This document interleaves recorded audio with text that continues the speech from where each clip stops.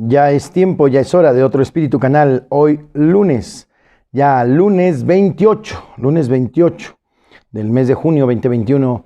En el nombre del Padre, del Hijo y del Espíritu Santo. Amén. Te damos gracias, Señor, por estar aquí reunidos en tu nombre. Bendito seas por una mañana más, por nuestra familia, por nuestras actividades, por nuestra parroquia, por nuestros deseos de evangelización, de compartir lo que tú has hecho en nuestros corazones. Gracias, Señor, por el ministerio sacerdotal. Gracias por la iglesia. Gracias por nuestros hermanos. Bendito seas en esta mañana. En el nombre del Padre, del Hijo y del Espíritu Santo. Amén. Bienvenidos todos. Lectura del Santo Evangelio según San Mateo, capítulo 8, versos 18 al 22. En aquel tiempo, al ver Jesús que la multitud lo rodeaba, les ordenó a sus discípulos que cruzaran el lago hacia la orilla de enfrente. En ese momento se le acercó un escriba y le dijo: «Maestro, te seguiré a donde quiera que vayas». Jesús le respondió: «Las zorras tienen madrigueras y las aves del cielo nidos, pero el Hijo del Hombre no tiene dónde reclinar la cabeza». Otro discípulo le dijo: «Señor, permíteme ir primero a enterrar a mi padre». Pero Jesús le respondió: «Tú sígueme y deja que los muertos entierren a sus muertos». Palabra del Señor.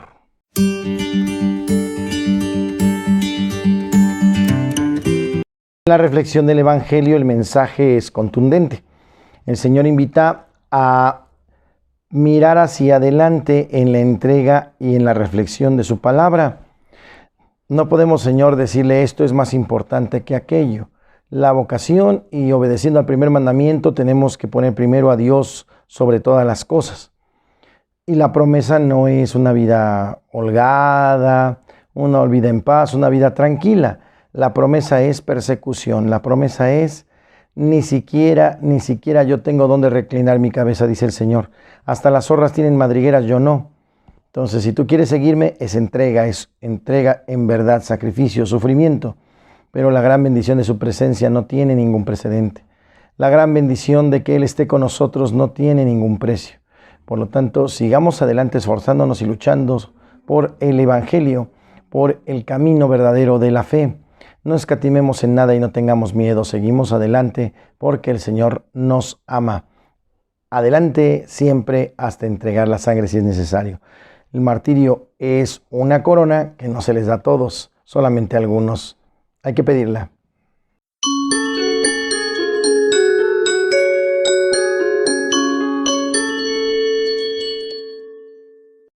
En el tema de hoy, el martirio, una invitación a permanecer siempre fieles.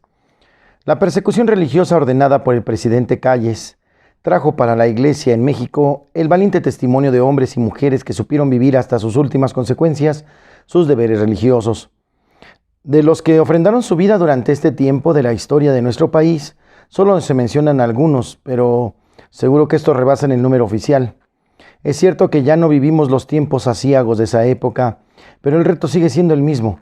Hay que mantenerse fieles a las exigencias de la fe, no amenazada ya por la muerte corporal, sino por otros muchos peligros o persecuciones, como la indiferencia religiosa, el ansia de riqueza sin medida, la injusticia social, el engaño de las sectas, de las ideologías, etc. En muchos momentos se realiza la beatificación o la canonización de muchos hermanos mártires. Nos ayuda a ver como gran oportunidad una invitación a mantenernos fieles a las enseñanzas de la Iglesia que hoy por hoy, a pesar de sus adversas circunstancias, sigue siendo un México católico y guadalupano. A propósito de esto, no podemos olvidar la continua invitación que durante sus múltiples visitas pastorales a este país nos ha realizado el Santo Pontífice, el Papa Juan Pablo II en su momento, el Papa Benedicto y el Papa Francisco, a permanecer fieles. ¿Qué es el martirio, hermanos? El martirio llanamente es igual a testimonio. Para el caso que nos ocupa es concretamente el testimonio de la sangre, el testimonio de la entrega, digamos, de todo, o bien se puede definir como sufrir o tolerar voluntariamente la muerte por la fe de Cristo o por algún otro acto de virtud relacionada con Dios. Para poder afirmar estrictamente que una persona sufrió el martirio por Cristo, se requiere de 4 elementos fundamentales: el personal, el material, el moral y el causal o formal. Vamos por partes. El elemento personal está constituido necesariamente por 2 personas, es decir, el cristiano que muere y el tirano que lo hace morir violentamente.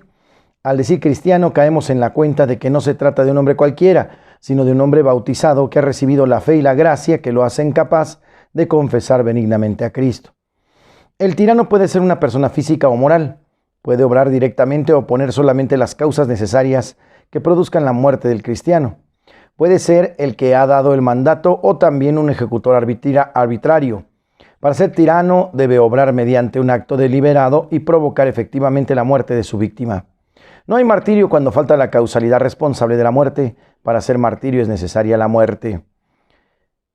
El elemento material se refiere a la muerte real y física de la víctima provocada violentamente por causas externas responsables. No basta que la muerte haya sido decretada, es necesaria su ejecución. Elemento moral. Lo constituye la voluntariedad de morir de parte de la víctima. Es un deseo expreso. El martirio implica una determinación de la voluntad de la que depende el carácter moral de todo acto y de todo acto humano. Supone entonces el pleno consentimiento del que es martirizado y libertad interior de su espíritu. Sin este consentimiento de la muerte sería un mero accidente, un asesinato, no una confesión de fe. Sin la libertad, la muerte es una pena, no un acto meritorio. El elemento causal o formal. El tirano determina el motivo y el fin de su decisión. El odio a la fe, este fin lo hace perseguidor. Para ser martirio es necesario esta causalidad, pues la muerte se acepta por amor a Cristo o a su evangelio, y este es el móvil principal de su decisión voluntaria.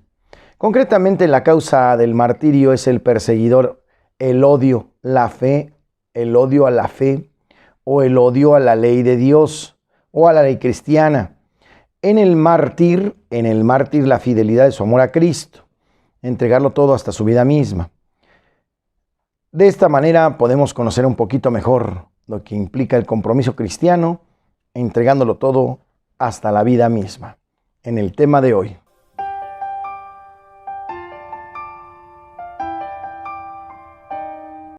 Y en la rola del alma, este canto católico popular, Señor, ¿a quién iremos? Música católica a capela, varias voces, muy interesante.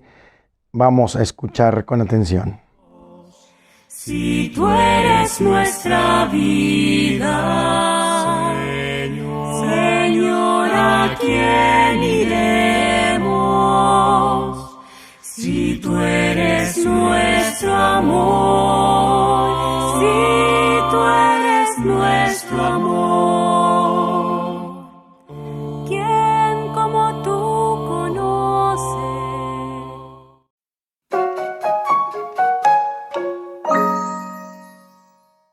Hoy celebramos en Santos y Conversos a San Irineo de Lyon. Probablemente nació por el año 125 por alguna provincia de Asia. En la Asia Menor recibió una educación muy esmerada, ya que tenía profundos conocimientos de la Sagrada Escritura, literatura y filosofía. Tuvo el privilegio de estar entre algunas personas que habían conocido a los apóstoles y a sus primeros discípulos. Entre esas figuras está San Policarpo, quien ejerció una gran influencia en su vida. Entre los puertos del Asia Menor y Marsella existían grandes relaciones comerciales. En estos viajes llegaban los sacerdotes y misioneros que portaban el evangelio a los galos paganos. Fundaron la iglesia local y a esta iglesia llegó San Irineo para servir como sacerdote y ahí se quedó hasta su muerte. Las obras literarias de San Irineo le han valido la dignidad de figurar prominentemente entre los padres de la iglesia, ya que sus escritos no solo sirvieron para poner los cimientos de la teología cristiana, sino también para exponer y refutar los errores de los gnósticos, defendiendo así la fe católica y las insidiosas doctrinas de aquellos herejes. En el año 177 se le envió a Roma con una delicadísima misión. En época de la persecución de Marco Aurelio, enviaron al Papa Eleuterio por conducto de Irineo, la más piadosa y ortodoxa de las cartas, con una apelación al pontífice para que tratasen con suavidad a los hermanos montanistas de Frigia. Asimismo recomendaban al portador de la misiva como a un sacerdote animado por el celo vehemente para dar testimonio de Cristo. Tan pronto regresó a Lyon, ocupó la sede episcopal que había dejado vacante San Potino. Escribió un tratado de 5 libros en cuya primera parte expuso las doctrinas internas de las diversas sectas para contraponerlas después a las enseñanzas de los apóstoles y los textos de las Sagradas Escrituras. En su método de combate, Irineo expone la teoría enemiga, La desarrolla hasta llegar a su conclusión lógica y por medio de una eficaz reductio ad absurdum procede a demostrar su falsedad. Ireneo estaba firmemente convencido de que gran parte del atractivo del gnosticismo se había llevado el velo del misterio con que gustaba envolverse. San Ireneo se preocupa más por convertir que por confundir. Por lo tanto, escribe con estudiada moderación y cortesía. Gracias a sus escritos, los gnósticos dejaron de constituir una amenaza para la Iglesia y la fe católicas. El tratado contra los gnósticos ha llegado hasta nosotros completo en su versión latina y en fechas posteriores. Se descubrió la existencia de otro escrito suyo, la exposición de la predicación apostólica, traducción al armenio. Se desconoce el año de su muerte, de acuerdo con una tradición posterior. Se afirma que fue martirizado. Los restos mortales de San Ireneo, como los indica Gregorio de Tours, fueron sepultados en una cripta bajo el altar de la entonces que se llamaba Iglesia de San Juan, pero más adelante se llamó de San Ireneo. Esta tumba o santuario fue destruida por los calvinistas en el año 1562. Y efectivamente, ¿verdad? Vemos esta realidad en el camino de la fe. Un hombre, padre de la Iglesia, con una entrega y una enseñanza contundente y muy fuerte para refutar las herejías. Pedimos la intercesión de este gran santo el día de hoy, San Ireneo.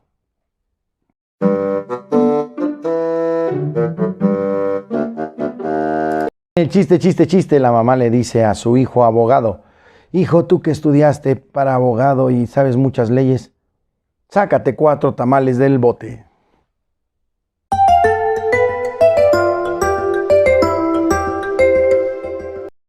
En Curiosidades de la Iglesia Católica, 10 cositas que debes de saber muy bien sobre el bautismo.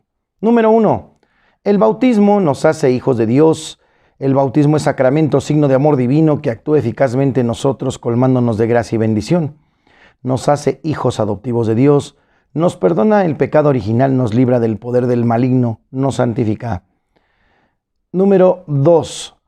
Nos da el Espíritu Santo, nos hace sus templos, nos da virtudes y dones para vivir cristianamente. Número 3.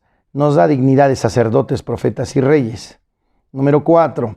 Esta dignidad sirve para interceder por otros, anunciar la buena nueva y heredar el reino de Dios. Anunciar y denunciar. Número 5. Quien se bautiza es ungido con 2 óleos santos, bendecidos en la misa crismal el jueves santo. El óleo de los catecúmenos purifica y fortalece, y el santo crisma consagra.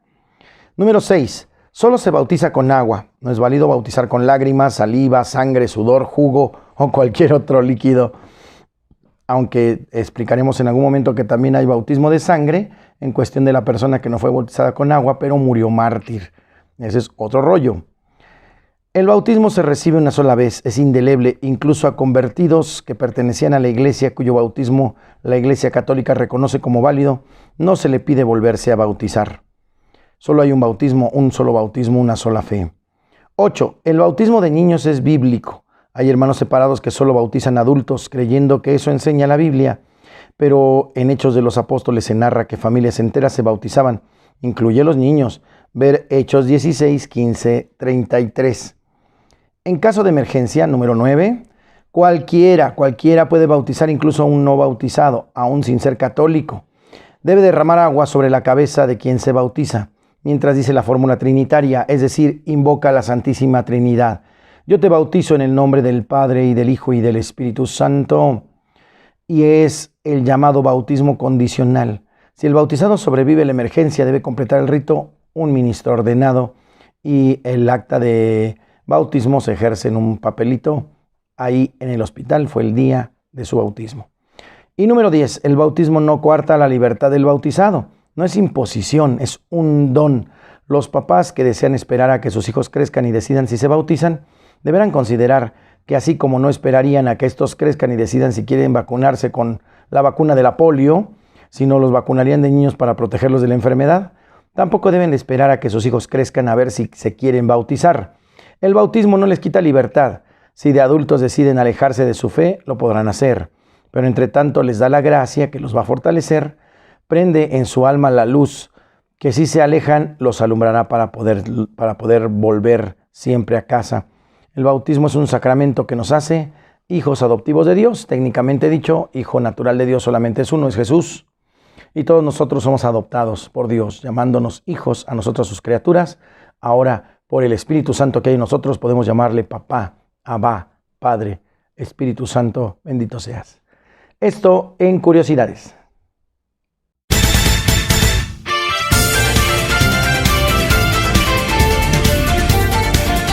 Una buena onda. Una buena oportunidad para poder ayudar a la comunidad y especialmente a las personas que no tienen trabajo porque se vieron muy afectadas con esto de la terrible pandemia, pues es precisamente hacer una bolsa de trabajo. Puede ser incluso expuesta en la parroquia. Una bolsa de trabajo es que algún empresario, algún patrón puede poner a disposición las necesidades de trabajadores que tenga. A lo mejor necesito una persona que pueda ser ayudante general, o alguien que tenga una carrera, o alguien que desempeñe un puesto más comprometido, etc. Puedo poner un número telefónico o la dirección de la empresa para que la persona pueda llevar su currículum. Y entonces la gente que viene al templo puede leer ahí y puede encontrar una opción de trabajo. Puede ser desde quien limpie una casa, puede ser desde quien ayude a la venta de periódico, puede ser quien ayude a muchas cosas. Yo creo que si nos unimos en fuerzas, podemos ofrecer y dar trabajo si lo podemos dar.